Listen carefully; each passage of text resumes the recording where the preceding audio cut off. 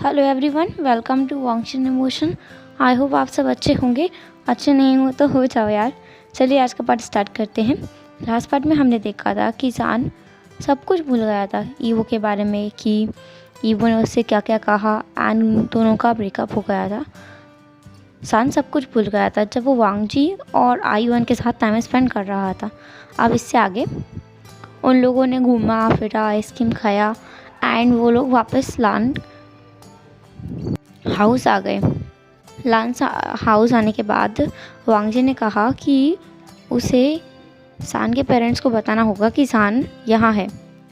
मतलब वांगजी ने तो उनको पहले ही मैसेज कर दिया था जब उसे सान मिल गया था और वो कार से आ रहे थे, तभी मैसेज करके उसने सान के माँ बाबा को बता दिया था कि सान मिल गया है। अब बस वो कॉल करके उनसे एक बार पूछना चाहता था। सान ने कहा मुझे भी उनसे बात करनी है। वांगजी ने उनको कॉल किया, कॉल नहीं लगा। मतलब लगा तो सही पर किसी ने उठाया नहीं। वांगजी ने कहा वो कॉल नहीं उठा रहे। सान ने कहा फिर से लगाओ, वो शायद कुछ ढूंढ रहे होंगे या फिर फ़ोन कहीं और रखा होगा।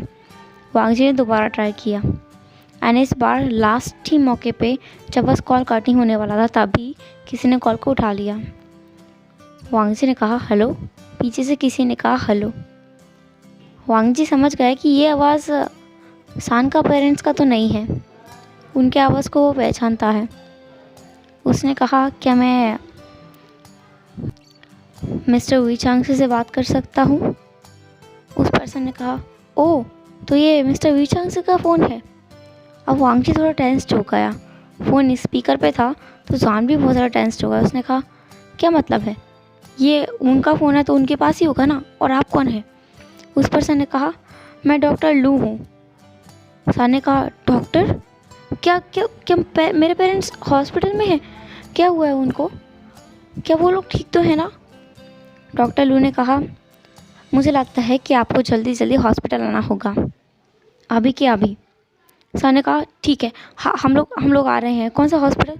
डॉक्टर लू ने हॉस्पिटल का नाम बताया एंड सान और वांगजी हॉस्पिटल के निकल गए। लगभग 15 मिनट में वो हॉस्पिटल पहुंच भी गए। वहाँ जाने के बाद एंट्रेंस गेट को पार करने के बाद रिसेप्शन पे सान ने पूछा कि मिस्टर वी चांग से को यहाँ किसी रूम में एडमिट किया गया है, क्या वो यहाँ इलाज के लिए आए हैं? उसने रिसेप्शनिस्ट ने बोला यहाँ एक पेशेंट आया तो है पर उसका नाम नहीं पता, शायद यही नाम हो। वो रूम नंबर 25 में है। सान और वांगजी रूम नंबर 25 में पहुँचा एंड उन्होंने देखा कि गेट खुला हुआ है। वो अंदर चला गया। अंदर चांगसन सरन लेटा हुआ था बेड के ऊपर एंड उसने अपना आंखें बंद किया हुआ था। सान उनके पास दौड़ के गया एंड उनका हाथ को अपना हाथ में पकड़ा और कहा माँ क्या हुआ है आपको, आप ठीक तो है ना? सान ने अपना माँ का सर को जांच किया एंड उनका फोरहेड तो बिल्कुल नॉर्मल था। वहाँ पे डॉक्टर भी था। उसने कहा डॉक्टर? डॉक्टर ने कहा क्या वही है जिससे मैंने अभी बात किया था? सान ने कहा मैं वही हूँ। क्या हुआ है इन्हें? डॉक्टर लुआ ने कहा इनका छोटा सा एक्सीडेंट हो गया था, उसके चलते इनको चोट आ गया है एंड अभी ये थोड़ा बेहोश हैं। जस्ट ये एक ट्रॉमा के ज़रिए गुजरी हैं। इन्हें बहुत बड़ा झटका लगा है, इसकी वजह से ये बेहोश हो गई हैं। जब तक ये होश में नहीं आती हम कुछ बता नहीं सकते कि ये पूरी तरह से ठीक हैं या फिर इनको कोई परेशानी होगी। सान ने कहा एंड मेरे बाबा? डॉक्टर लुआ ने कहा ये आपका मतलब इनके साथ जो थे वो? सान ने कहा हाँ वही, वो मेरा बाबा है। वो कहाँ है? ये सुनकर तो डॉक्टर के चेहरे का पूरा रंग ही उड़ गया। इंसान ये देख सकता है। सान ने कहा वो ठीक तो है ना, उन्हें कुछ हुआ तो नहीं है ना? वो कहाँ है? वो यहाँ नहीं है। वो बिल्कुल ठीक है ना? बोलिए ना डॉक्टर। सान पैनिक कर रहा था। वांगजी ने सान के कंधे पे हाथ रखा एंड कहा काम डाउन सान, डॉक्टर बता रहे हैं वो कहाँ है। डॉक्टर ने एक ब्रेथ लिया एंड कहा आपके फादर को थोड़ा गहरा चोट आया है एंड अभी वो कोमा में है। सान का तो जैसे पूरा दुनिया ही बिखर गया है। उसका दिमाग ही काम नहीं कर रहा है। वो अपना घुटनों के बल गिर गया और ज़ोर ज़ोर से रोने लगा एंड वो खुद को ही ब्लेम कर रहा था। वो कह रहा था ये सब मेरा गलती है, मैं क्यों गया, मुझे नहीं जाना चाहिए था। मैं इतना इडियट कब से हो गया जान, तुमने सब खराब कर दिया। वांग जी ने जान को हक किया, वो भी घुटनों के बल बैठ गया। उसने कहा तुम्हारी कोई गलती नहीं है जान, जो होना है वो तो होकर रहता है, इसमें हम कुछ नहीं कर सकते, इसमें तुम्हारी कोई गलती नहीं है, प्लीज़ शांत हो जाओ। अभी हमें अंकल एंड आंटी का केयर करना चाहिए, अगर तुम भी टूट गए तो उनका ध्यान कौन रखेगा। वांग जी जान को समझा रहा था और जान वहीं बेहोश हो गया। वांग जी उसे बुला रहा था जान जान कहकर, पर जान तो बेहोश हो चुका था। जब जान ने अपना आइज़ को खोला तो उसके सामने लान सेचन लान कुरैन दोनों खड़ा हुआ था एंड कुछ ही दूरी पर वांग जी और आई युआन सोफे पर बैठा हुआ था। उसने उनकी तरफ देखा। जैसे ही जान उठा, वांग जी और आई युआन दौड़कर उसके पास आ गए। जान देख सकता है कि सब लोग बहुत ज़्यादा टेंशन में हैं, उसके लिए परेशान है। जान भी बहुत ज़्यादा टेंशन में है। वो अपना बेड से खड़ा होने लगा। वांग जी ने कहा जान खड़ा मत हो, लेटे रहो। जान ने कहा नहीं, मुझे माँ को देखना है, माँ कहाँ है। जान खड़ा हो गया और वो चलने लगा। उसे चलते भी नहीं बन रहा था, उसके पैर लड़खड़ा रहे थे। वो इतना बड़ा ट्रॉमा में है, इमोशनली ब्रेक डाउन है, अब बेचारा क्या कर सकता है। उसका पैर लड़खड़ा रहा था। वांग जी ने उसे थाम लिया और उसे सहारा देने लगा। वो लोग कुछ ही टाइम में चांगसन सरन के रूम के बाहर थे। सान अंदर गया। उसने देखा कि उसका माँ जागा हुआ है एंड ऊपर देख रहा है बिल्कुल स्ट्रेटली एंड कुछ नहीं बोल रहा है। सान उनके पास गया। उसने चांगसन सरन का हाथ पकड़ा एंड कहा माँ, पर उसकी माँ ने कोई रिस्पॉन्स नहीं किया। उसने एक बार जान की तरफ देखा और फिर से वो दोबारा ऊपर की तरफ देखने लगी। वहाँ पे डॉक्टर लुओ भी थे। सान ने डॉक्टर लू से पूछा डॉक्टर इनको क्या हुआ है, ये कुछ बोल क्यों नहीं रही हैं, ये मुझे पहचान नहीं रही हैं, इन्हें क्या हुआ है। डॉक्टर ने कहा I am sorry sir but she is facing a big trauma, emotional trauma. उसकी वजह से इनके दिमाग ने काम करना बंद कर दिया है। ये अभी किसी को पहचान नहीं रही हैं। हो सकता है कि ये कभी किसी को पहचान भी लें एंड कभी सब कुछ भूल जाएं एंड हो सकता है कभी कभी ये पास में पहुंच जाएं, तो आपको इनका टेक केयर करना पड़ेगा। सर ने कहा लेकिन इनका कोई इलाज नहीं है, इन्हें ठीक नहीं किया जा सकता। डॉक्टर ने कहा इन्हें ठीक किया जा सकता है, लेकिन उसमें आपके फादर का रोल है। मेरा मतलब है अगर वो इनसे बात करें तो ये ठीक हो जाएंगी, लेकिन अभी के लिए इन्हें उनके पास मत जाने देना। अगर ऐसा हुआ तो ये और भी बड़े ट्रॉमा से जूझ जाएंगी, क्योंकि अभी वो कोमा में है इसलिए। सान वहीं अपनी माँ के पास बैठा हुआ था एंड उनके हाथ को सहला रहा था एंड कुछ गुनगुना रहा था। उसकी आंखों में आंसू थे एंड वांग जी वहाँ था। आई युआन, लान सेचन और लान कुरैन घर जा चुके थे। सान पूरी रात नहीं सोया। वो पूरी रात बस अपनी माँ के पास ही बैठा रहा एंड उनसे बस बातें करने की कोशिश कर रहा था, पर उसकी माँ कोई रिस्पॉन्स नहीं कर रही थी। वांग जी भी वहीं था। सुबह 8 बजे डॉक्टर वहाँ आए उस रूम में एंड उन्होंने देखा कि जान जागा हुआ है। उसके आंखों के नीचे डार्क सर्कल्स हैं एंड थोड़ी ही दूरी पर सोफे पर वांग जी बैठा है एंड वो भी जागा हुआ है। उसकी आंखों के नीचे भी डार्क सर्कल्स हैं।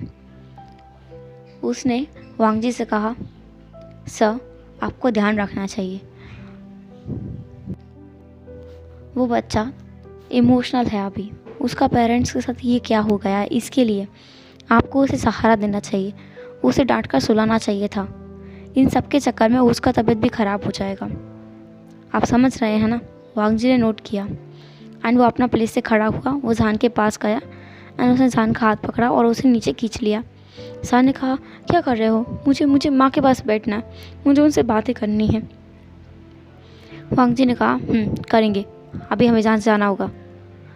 सान ने कहा क्या बोल रहे हो, मैं उन्हें यहाँ अकेला छोड़ के बिल्कुल नहीं जाऊँगा। वांग जी ने कहा वो अकेले नहीं हैं, ब्रदर आ रहे हैं। सान ने कहा मैं फिर भी नहीं जाऊँगा। वो दोनों बहस कर ही रहे थे तभी लान सेचन वहाँ आ गया। उसने सान को समझाते हुए कहा सान तुम्हें अपनी हेल्थ का ख्याल रखना चाहिए। यू नो अगर तुम्हारा तबीयत भी ख़राब हो गया तो फिर अंकल और आंटी का टेक केयर कौन करेगा? क्या तुम ये चाहते हो कि उनके साथ साथ हमें तुम्हारा टेक केयर भी करना पड़े?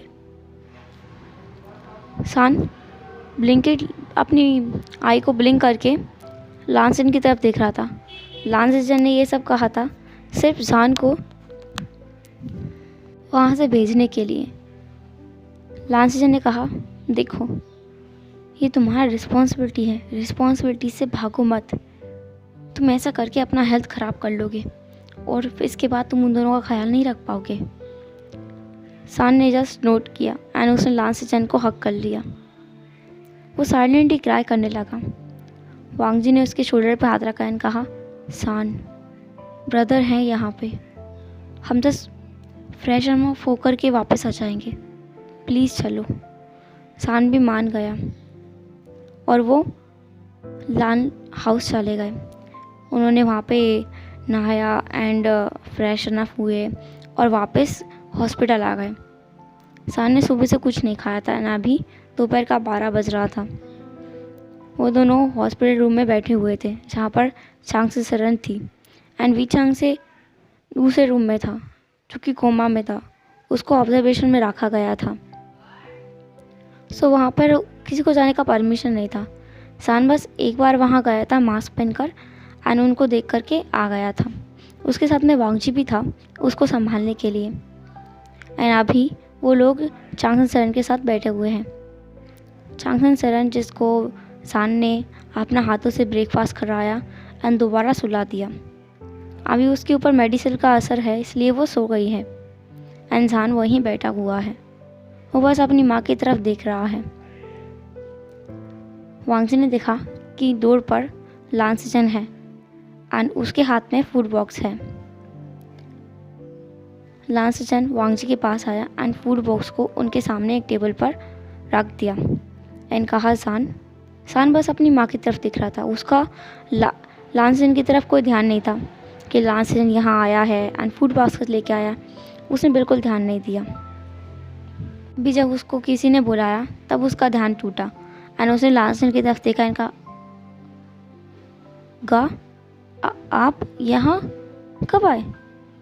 लांसन बस उसकी तरफ देख रहा था डिसबिलीव में कि सान को क्या हो रहा है। उसने सान का हाथ पकड़ा और अपने घुटनों के बल बैठा एंड उसने कहा, सान प्लीज़ अपना ख्याल रखो, तुम नहीं रखोगे तो तुम अपना माँ पापा का ख्याल कैसे रख पाओगे बताओ। सान ने जस्ट नोट किया। लांसन ने कहा, अब तुम मना नहीं करोगे, तुम्हें खाना खाना होगा।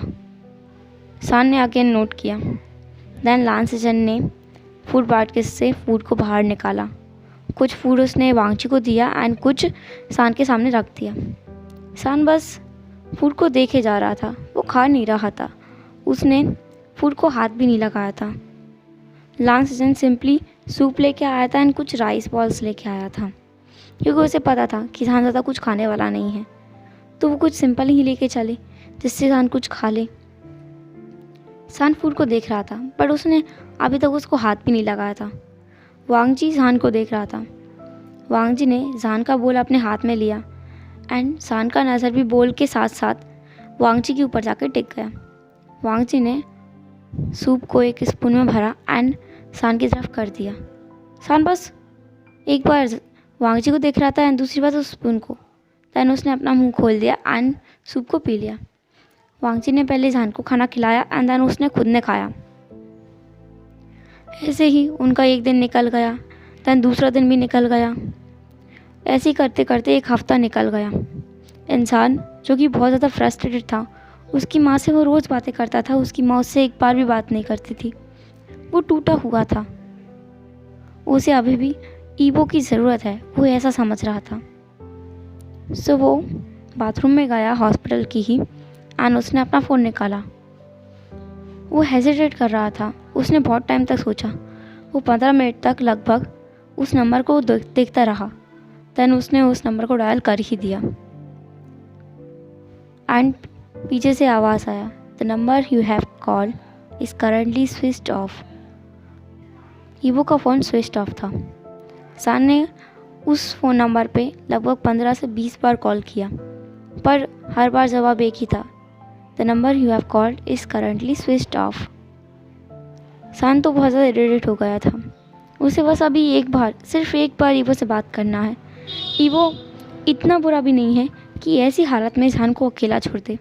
दोस्ती की खातिर ही सही, वो बस एक बार ईवो से बात करना चाहता है। उसे बहुत रिलैक्स फील होता है ईवो से बात करके। सो उसने थोड़ा सोचा, फिर उसने चैंग को कॉल कर ही दिया एंड चैंग ने 2 रिंग में ही कॉल को उठा लिया। चैंग ने कहा हेलो। उसका आवाज़ थोड़ा डाउन लग रहा था, थोड़ा अपसेट लग रहा था। सान ने कहा हेलो। सान की आवाज़ में पेन था, जैसे चैंग ने तुरंत पहचान लिया। चैंग ने कहा सान का, क्या आप ठीक हैं? आपको क्या हुआ है? आपकी आवाज़। सान अब खुद को रोक नहीं पाया। वो बहुत टाइम से वांग जी के सामने खुद को रोने से रोक रहा था। अभी वो खुद को नहीं रोक पाया क्योंकि चैंग का वॉइस में बहुत ज़्यादा कंसर्न था। ऐसा लग रहा था चैंग उसके लिए परवाह कर रहा है एंड उसे एक वार्मथ दे रहा है अपनी आवाज़ से ही। सान खुद को नहीं रोक पाया एंड वो रोने लगा। उधर चैंग बहुत ज़्यादा परेशान हो गया कि सान क्राई कर रहा है, वो भी फ़ोन पर। चैंग ने कहा सब कुछ ठीक तो है ना? आप तो ठीक है ना? आपको कुछ हुआ तो नहीं? क्या हुआ है मुझे बताइए। सान ने कहा मैं क्या बताऊँ? चैंग ने कहा अभी आप कहाँ हैं? सान ने कहा मैं फ्रांस में हूँ। सान ने फिर उस हॉस्पिटल का नाम बताया। चैंग तो बिल्कुल ही शॉक्ड हो गया ये देख सुनकर कि सान एक हॉस्पिटल में है। उसने कहा आप बस मेरा वेट कीजिए, मैं अभी आ रहा हूँ। सान ने कहा तुम यहाँ आ रहे हो? चैंग ने कहा मैं फ्रांस में ही हूँ। चैंग ने उससे रूम नंबर पूछा। सान ने बताया कि वो रूम नंबर 25 में है एंड इतना सुनकर के चैंग ने कॉल रख दिया। सान थोड़ी देर तक वहीं वॉशरूम में रहा। उसने अपने फेस को वॉश किया एंड देन वो रूम में वापस लौट गया, जिस रूम में उसका माँ है एंड वांग जी है। वो रूम में जाकर के सोफे के ऊपर बैठ गया एंड 5 मिनट में ही कोई पर्सन भागता दौड़ता हुआ हांफता हुआ उस रूम में एंटर किया एंड सान के पास आकर तुरंत उसे हक कर लिया एंड कहने लगा आप ठीक तो है ना? आपको कुछ हुआ तो नहीं है ना? आप रो रहे थे। सान तो बिल्कुल ही शॉक में था। ये पर्सन चैंग था। सान ने देखा था कि चैंग ने कहा था कि वो यही है, मतलब फ्रांस में है, पर वो क्या हॉस्पिटल में था जो वो जस्ट 5 मिनट में यहाँ आ गया। सान तो शॉक में था, पर शॉक से ज़्यादा वो थोड़ा अच्छा महसूस कर रहा था क्योंकि चैंग ने उसे एक वार्म हग दिया था, बिल्कुल एक भाई की तरह।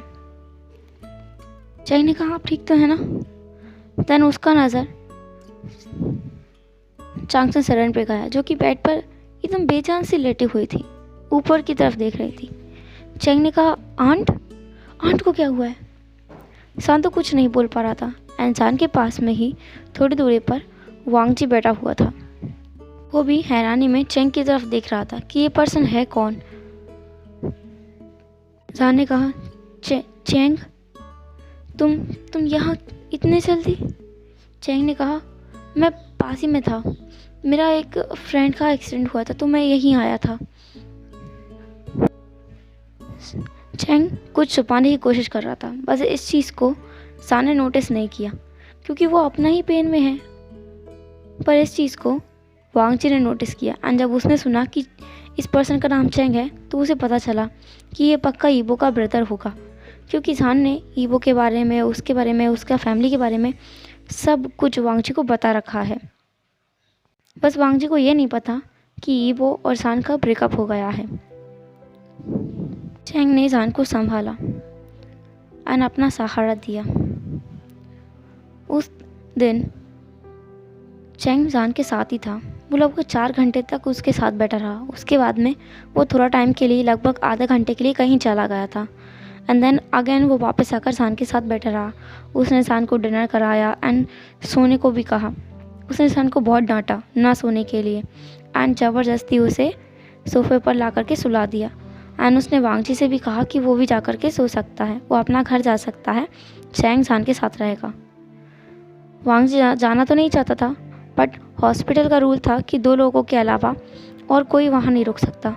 एंड अभी चैंग सान के छोड़ कर के जाने के इरादे में बिल्कुल नहीं है, तो वांगजी को जाना पड़ा। चैंग वहाँ 15 दिन तक रुका सान के साथ में हॉस्पिटल में। उसके बाद में चांग सेरन को डिस्चार्ज मिल गया, क्योंकि डॉक्टर देख सकते हैं कि उसकी हालत में कोई इम्प्रूवमेंट नहीं है। उन्होंने कुछ इंस्ट्रक्शंस सान को दिए कि उसे कैसे चांग सेरन का ख्याल रखना है, अपना माँ का ध्यान रखना है, एंड उन्होंने उसको डिस्चार्ज कर दिया। सान अपना मदर को लेकर के लान हाउस आया। उसके साथ में चैंग भी था। चैंग उसको संभाल रहा था, उसका टेक केयर कर रहा था। सान बस नोटिस कर रहा था कि चैंग उसके साथ रहता है, हमेशा रहता है। जस्ट वो दिन में कभी कभी कुछ टाइम के लिए बिल्कुल गायब हो जाता है, डिसअपियर हो जाता है, लगभग घंटे घंटे के लिए गायब हो जाता है। जैसे आज सुबह से ही चैंग गायब है एंड अभी 12 बज रहा है, वो सुबह 6 बजे से गायब है, अभी तक नहीं आया है। सान को उसका टेंशन हो रहा है। तभी सान को एक कॉल आया एंड ये कॉल चैंग का था। सान ने तुरंत कॉल को उठाया एंड उठाते ही पूछा, तुम कहाँ हो? चैंग ने कहा, मैं बस बाहर हूँ थोड़ा, मैं आधा घंटे में आ जाऊँगा, मेरा टेंशन मत करना। इससे पहले कि सान कुछ और पूछता, चैंग ने कॉल रख दिया। किसी ने लूसी के सामने हाथ को वेव किया एंड कहा, हेलो मिस लूसी, क्या हुआ, आप कहीं खोई हुई हैं? तब लूसी अपने ख्यालों से बाहर आया। ये सब पास का चल रहा था एंड अभी हम प्रेजेंट में हैं। प्रेजेंट में लूसी, सान, ईबो एंड लान सेजन सब लोग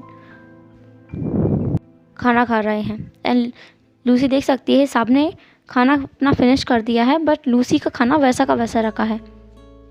उसके सामने जो हाथ वेव कर रहा था वो लान सेजन था। लूसी ने लान सेजन से कहा, सॉरी सर, मेरा ध्यान नहीं था।